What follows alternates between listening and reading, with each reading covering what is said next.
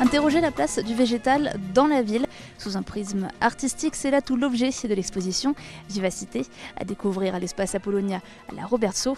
Ouvert il y a quelques jours, l'exposition va continuer jusqu'au 2 septembre. Vous pourrez découvrir 11 sculptures, installations ou mises en scène, toutes autour du thème du végétal et de la ville.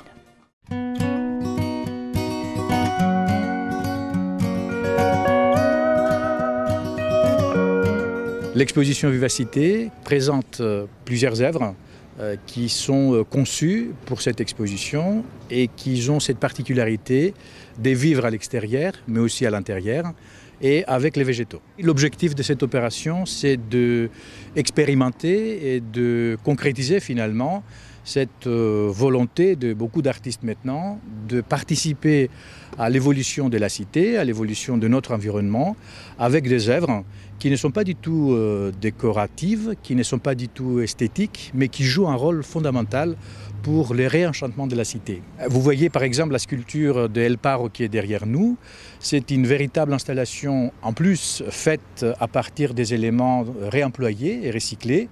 Là, c'est Emmaüs Chervillers qui nous a mis à disposition des éléments en bois plus un certain nombre de mobilier qu'on a réutilisé pour faire cette installation, une vraie sculpture qui commence à être envahie par les végétaux, qu'on voulait remarquer à sa base, et qui a complètement modifié l'entrée du jardin d'Apollonia. Les végétaux vont se développer et les œuvres vont changer parce que les végétaux qui sont installés avec vont grandir et se développer aussi.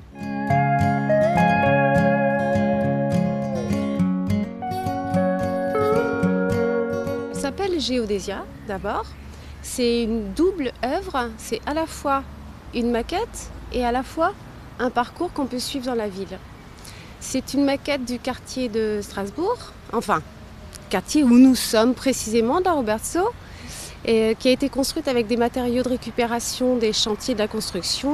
J'ai reconstitué un semblant d'univers urbain qui correspond par contre précisément au tissu urbain local. Je pense que dans un quartier européen comme celui-là, c'est important de noter notre relation à la matière et à la production des matières.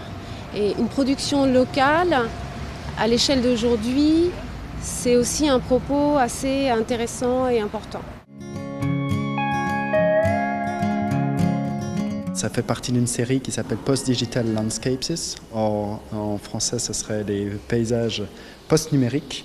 Et cette pièce, elle s'appelle Éole. L'idée poétique un peu de la pièce, c'est qu'il y a un courant d'air numérique qui fait bouger, qui donne une deuxième vie au branchage. Donc c'est fait de branches mortes. Donc il y a 24 branches en tout qui créent voilà, ce paysage. Et c'est posé sur une terre noire donc, qui aussi a une forme dans l'espace.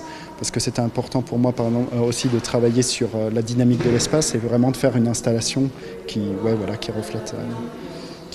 reflète l'espace.